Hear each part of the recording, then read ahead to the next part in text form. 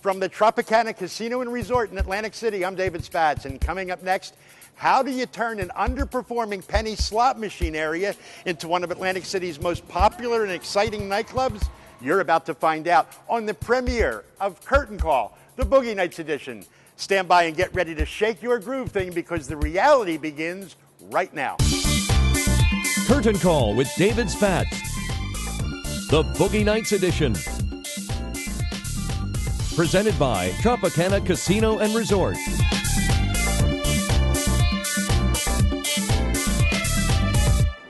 Atlantic City is a city of change. I'm not talking about the kind of change people put in the slot machines.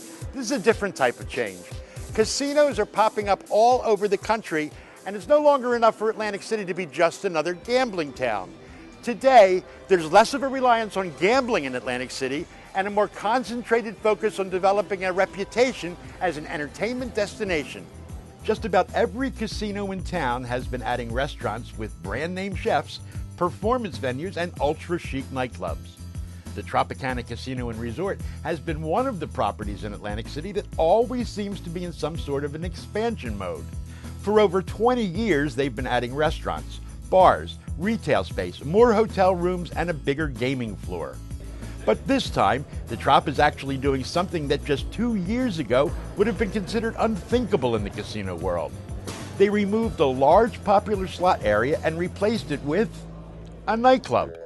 But CEO Tony Rodeo and his staff are venturing even further beyond Casino Gaming 101. They're not adding some new hot and hip New York or LA or Miami club scene brand. They're actually going back to the 70s and 80s, and they're doing it through an unlikely portal that opened up just 20 blocks north on the boardwalk 4 years ago. And to add one more twist to the story, they're bringing the concept back to Atlantic City after it had already been a smash hit throughout the Midwest and the South. I can't tell you how excited and how happy I am to be able to take Boogie Nights and bring it here to the Tropicana. It's going to be over 8,000 square feet. It's about double the size of the original Boogie Nights here in Atlantic City. It's going to be about double the capacity, and again, we can't wait. It really is a dream come true. I mean, if you look at this room, there's no speakers in it yet. There's no lights. There's no sound. There's just bodies, energy, and you can feel the energy in the room, and the machines are just getting taken out. Just imagine now when the amplifiers start humming, the lights start swirling, and we get into action. And that magic happens when the people start coming through, and really, really looking forward to it. To be able to get to do this and entertain people and show people the time of their life and take them away for a bit to the 70s and 80s, a magical place. It's our pleasure.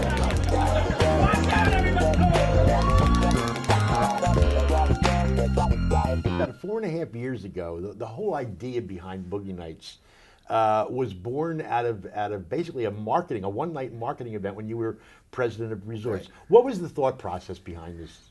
Well, I know Dave Pena, who had a small karaoke bar here at the Tropicana at the time, actually first made contact with our VP of marketing, which was Phil Giuliano, and pitched this idea of this nightclub. Oh, wouldn't it be cool to do a sort of club that really relives the 80s and stuff? Now, that's not an original concept. I mean, there's a lot of clubs around the country that do that type of thing. But we knew the way that we wanted to see it in our head. So it's not like, okay, you're going to play all music from the 70s or 80s and we're going to relive that time period. There's a lot of great music from that time period. But how do you make that a little more crazy, a little more over the top, a little bit more interactive? And what if a girl on skates would come by you? And then what if somebody, is this sort of persona or character? We started really just vibing of different character types and different types of personalities and imagery that we want to see. Like, instead of playing the music videos, what if we played imagery or that weird photo of somebody that you completely forgot about from the 70s or 80s? So you'd see like Stretch Armstrong, you'd see like Evel Knievel, you'd see a lot of Alf, you'd see a lot of the iconic imagery of the 80s, but then you see some more obscure stuff. And I would even incorporate friends and families' holiday Christmas parties that they shot on their Super 8 camera and incorporated into the night. So the imagery that we played around the club would be pretty unusual and pretty unique. And I thought that it was intriguing. I thought that it was a niche that nobody was really going after, but I wasn't 100% convinced that we should sink capital dollars into a project yet, so we wanted to test it first. So we decided to do it on a somewhat of a trial basis by having a special event and doing a party themed around this 70s and 80s concept. I did not even know that going in that it was an experiment. I was actually told it's a party. So I thought it was okay. It's a club, because I wasn't too familiar with that room prior to it being Boogie Nights. So to my knowledge, when I walked into it, it was always Boogie Nights to me. So from that moment when I walked in, I said, okay, so this is Boogie Nights. Let me play the music, and we'll see what happens. The thing about that room is that room wasn't necessarily ever, beside being a steakhouse, really never connected as a nightclub or was supposed to be a nightclub. It was really a space that we turned into a party space. Dave had asked me if I could, because he knew I was a dancer, if I could possibly dance on my roller skates. And I said, well, we're going to see. And we gave it a shot. And 5 years later, we're still rolling along. Oh, so you had never danced on the skates before? No, I mean, I had danced, and as a kid you always skate, but no one ever says, get on this box and bust a move. We were lucky enough to also have a concert, Legends concert, that was right across the hall. So it was interesting. That was also impersonators over there, and they let out into this club. And the party was a grand slam. And so as soon as we just saw the customers' reaction for this one-night event, I knew that it would be a home run. Up until that point, nightclubs in Atlantic City had really targeted a much younger demographic. I mean, 20s, early 30s, maybe mid-30s. But then there was this whole segment of people 40s, 50s, even into their 60s, who were kind of being ignored. I mean, did the light bulb go off and say, no, wait a minute, this is something that we need to really explore? Without a doubt. And actually, you said that back then everybody was targeting that younger demographic. Well, every nightclub in Atlantic City, still that's what they target, other than Boogie Nights. And even in my time here, when I first got to Tropicana, so many of our 40 and 50-year-olds were saying, well, what about us? Where's there something for us to dance? Where's there something for us to have something besides gaming where we could have fun?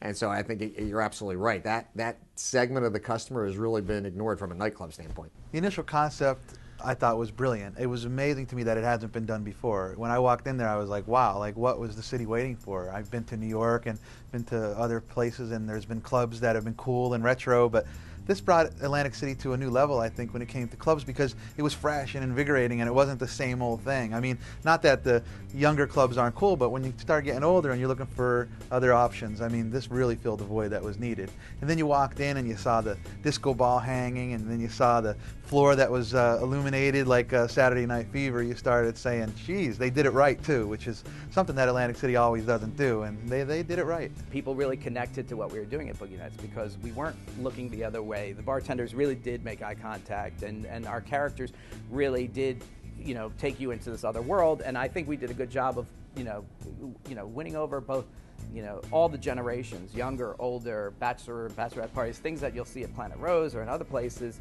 and just putting it all into one room and catering specifically to the celebratory market, people that are out for a good time and just to celebrate and let their guard down and have a good time. It was popular from day one. I think it created quite a buzz in the city, and and obviously it's moved beyond Atlantic City now. Right, and well, it's moved beyond Atlantic City because when you went out to Indiana, to the Hollywood Casino, you eventually called Dave Pena. I was out with my family, and we were actually having dinner at Johnny Rockets. I get a phone call. It's Tony Rodeo. I think a Boogie Nights we need a Boogie Nights out here in the Midwest. And I was like, what do you mean the Midwest? And he goes, I'm out here heading up a casino in the Midwest. And I said, so you want a Boogie Nights? And he goes, that's great. That's awesome. He goes, come on out and take a look at the space. It was this 2-level space that you came down these escalators, and as I looked at this empty space, I'm like, this would be perfect for a Boogie Nights. He looked at the space, and his eyes were like $50, and we both thought that was the perfect concept for the space, and that has been an incredible home run. Who would have thought, like, from Atlantic City, if you're asking anybody in Kentucky that you run into on vacation, or anybody in Ohio or Indiana, you ever hear Boogie Nights? They're like, we're there every weekend, or have heard about it. And that's pretty cool. I've run into people on vacation, like at Disney World, and I'm from Kentucky. You ever hear Boogie Nights? Oh yeah, I was there a few weeks ago, and it was great, blah, blah. And they have a story also. And it was such a grand slam in Indiana that they've opened up a second Boogie Nights at a Penn property in Louisiana. And it was the same thing. It was just, we brought the same template and formula, rolled out the characters, the image, the marketing strategy, and it was hugely successful there, and it's still successful. And I think that's when I realized that we now are rolling out, the three properties. The brand is strong and all different. Everybody can understand it. Everybody likes it. I started coming up with more ideas and seeing new things. I was like, we need to do something different. We need to absolutely do something drastic and change Boogie Nights to make it really, be able to evolve into what's in here. And the opportunity to work with Tony Rodeo again also came up, and Boogie Nights Atlantic City happened. Dave, what do you want to do with the door? This is the one thing I think that's going to be. This is what everybody's going to talk about. Join the party at Atlantic City's funkiest, grooviest, baddest, most totally awesome dance club. Boogie Nights, the ultimate 70s and 80s dance club. Every Friday and Saturday night, Boogie Nights brings back the magic of the 70s and 80s for the ultimate, most over-the-top party experience. It's great sound system, great lights, great music, and a great crowd. Plus, themed VIP booths and events, characters, celebrity guest performers, and the hottest DJs bring the party on our light-up dance floor under the largest disco ball in Atlantic City. Book your VIP booth today at BoogieNightsAC.com. This is amazing. I can't wait to come back and get a group of friends together and get all dressed up. So come on and grab your friends and get ready to shake your groove thing all night long at Boogie Nights, the ultimate 70s and 80s dance club, located on the casino floor behind Tango's Lounge in Tropicana. This is a new beginning. It's like, Willy Wonka's chocolate factory. It really is that sort of, create your fantasy land, create a little place that you'd like to share with everybody else. And that's what working with Tropicana and Tony Rodeo is for me and Boogie Nights. That connection, being able to create something new and show it to the people and give them a brand new experience. Don't worry about the box. Is this because it's so good? Is this a piece of furniture? If you make it high enough, people aren't dancing with it. They'll sit on it anyway. Right, exactly. What? It's millwood. It's going to be brought in. It's fabric. It's $7,000. With drapes and everything. With what? It's got drapes in it. Wait, $7,000? Where's the drapes? The spot of the Penny Pavilion jumps out at you, and to the average person walking by it, it feels like, it was a gaming area that was once vibrant and exciting.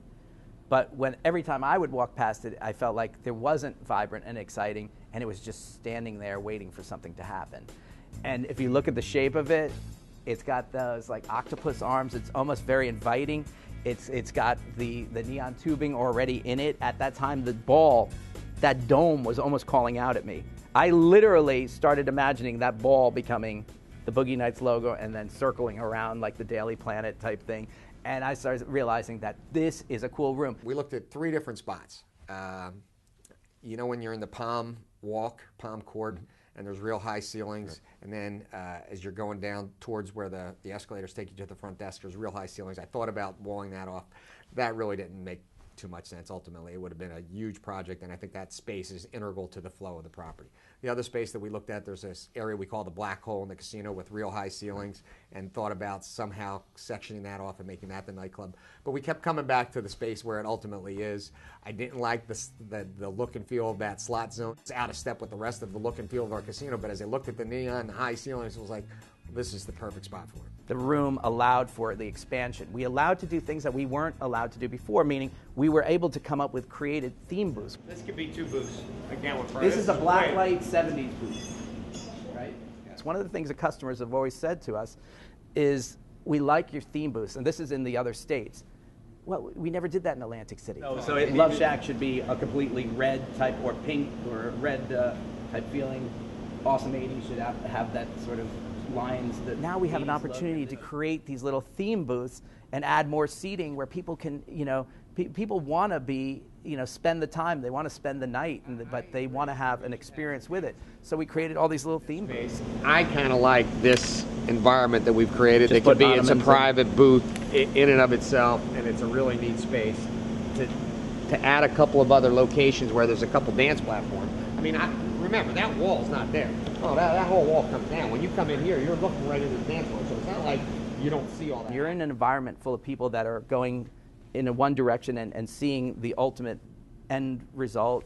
It's always enticing. It's always a fun adventure. Well, keep the eye of it, and if you guys want to find a couple locations to put a couple dance platforms so that when we have dancers and they want them to perform in here, I'm fine with that. That's the way I would approach it.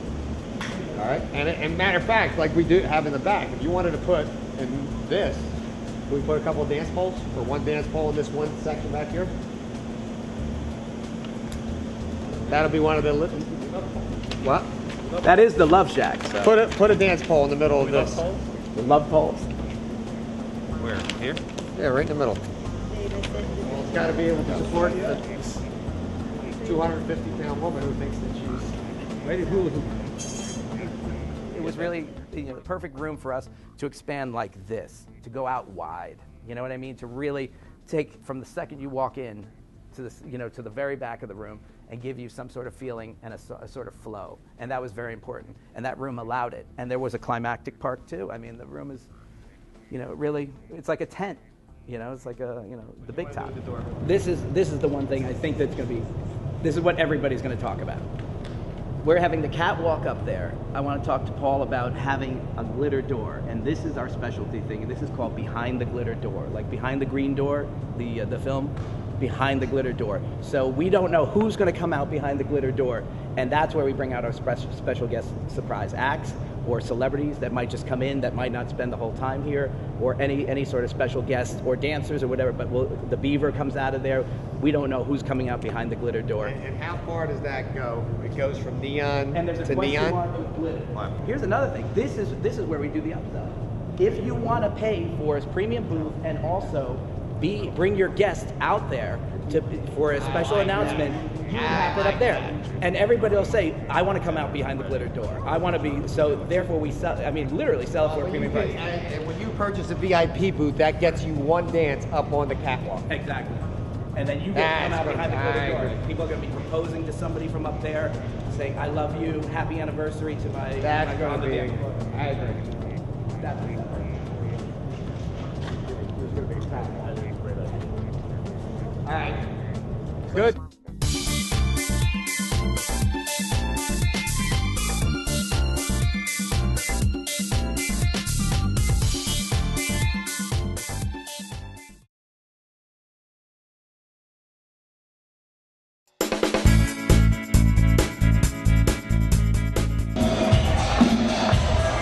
My name is Pete Carter, and I play Michael Jackson at Boogie Nights. Tell me a little bit about how you and Boogie Nights found each other. I believe it was from an ad online looking for impersonators, 70s and 80s. So I sent my stuff in. I've been doing Michael for the past 11 years now. So instantly got a reply back, started working there, and then it was just, weekend after weekend working at Boogie Nights, and then they started opening more Boogie Nights around the country, and now they fly me out to all of them, and it's amazing.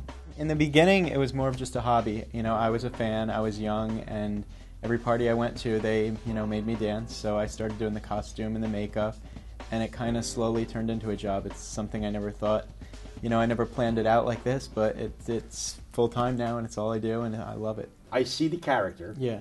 That you are playing, but I also see Pete Carter. Yeah. So you have to stay grounded that way. Yeah, this is not how I live my life. It's a job.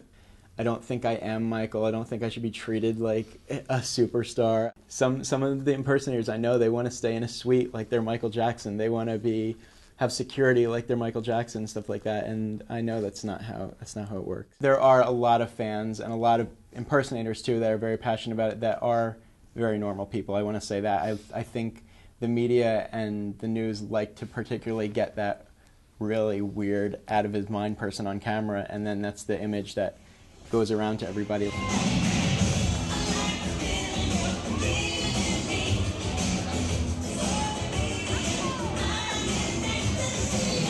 What are some of the things that you have to do when you're in Boogie Nights as Michael Jackson? You have to leave Pete Carter at the door, right? Yes. After performing, I try to get backstage really quick to, fix my makeup and everything, but it's usually impossible because everybody wants a picture. So they're just lined up right as I step off the stage.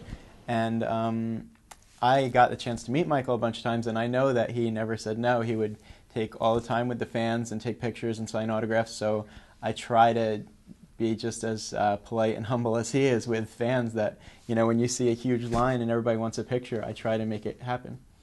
Now, you say you had a chance to meet Michael on occasion. How did that come about?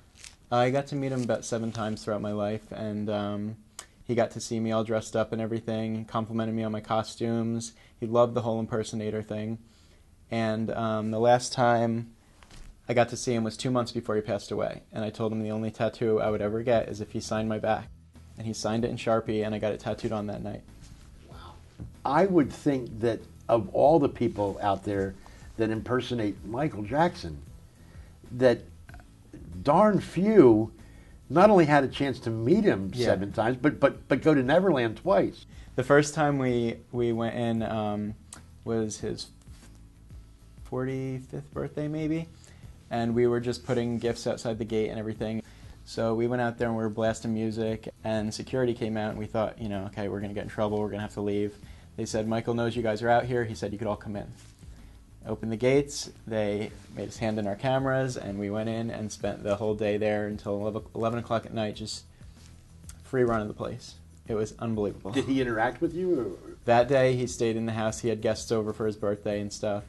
The second time I went was during the whole trial, and I was invited there for a party where they were supporting him, his family and friends and everything. So I got a call saying you're on the guest list for a party at Neverland tomorrow. And I'm in New Jersey when I got that phone call, so I got right on the plane and went out there and spent the entire next day there. His whole family was there. It's when I talk about these things now, it's like a dream to me. It's like unbelievable. The sudden death of Michael Jackson was a life-changing moment for Pete. He had to pull himself together to deal with the emotional loss of his inspiration and the uncertain impact on his career. It took a while because those first couple of weeks especially, I was getting tons and tons of requests to do shows all over the world, and I was just deleting emails. It wasn't even something I could think about at that point, you know. But once I came back and started doing it again, it felt great. It was a whole new feeling when I did it after he passed away. The reactions I was getting from people, and people literally coming up to me in tears and holding me, and it was just, it's totally different now. It's a great experience now to perform live for audiences that just the appreciation is new for them.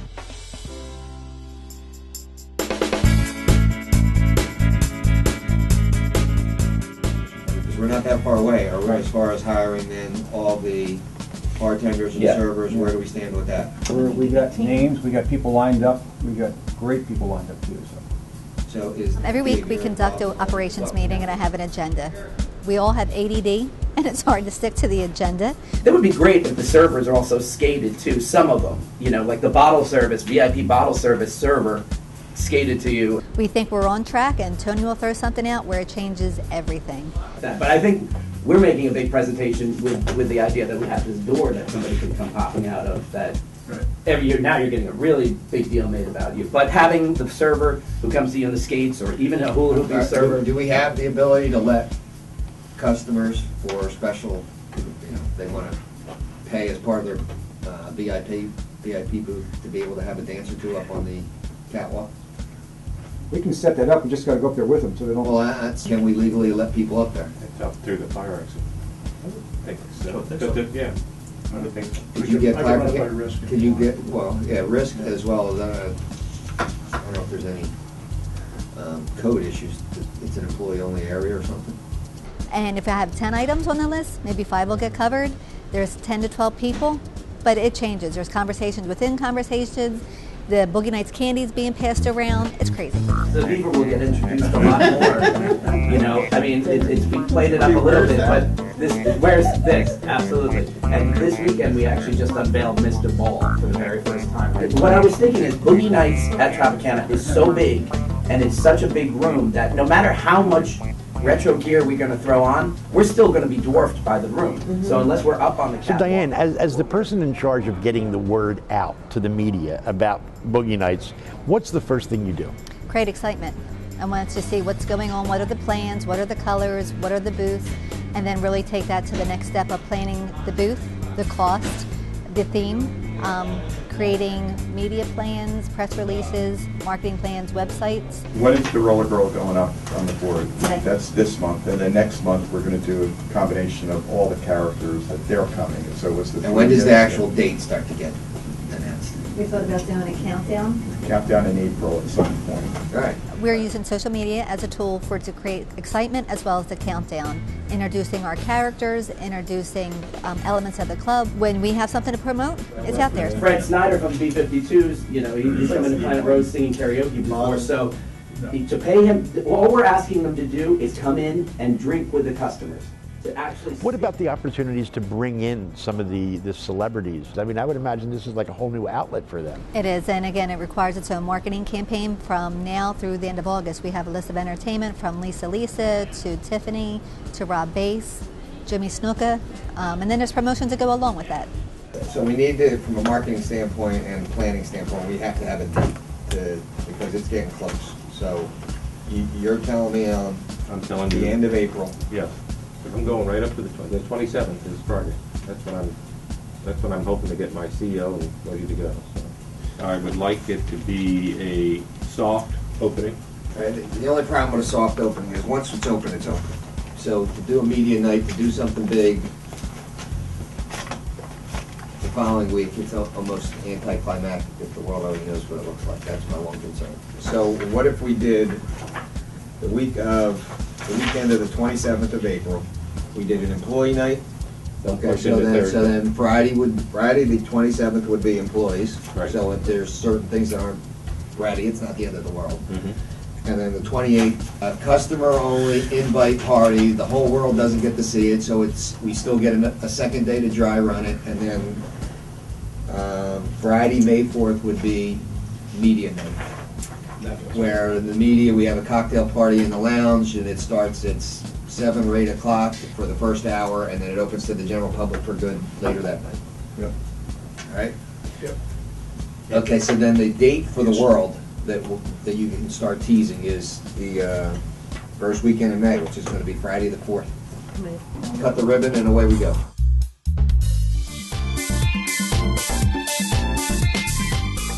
And I want this to be there.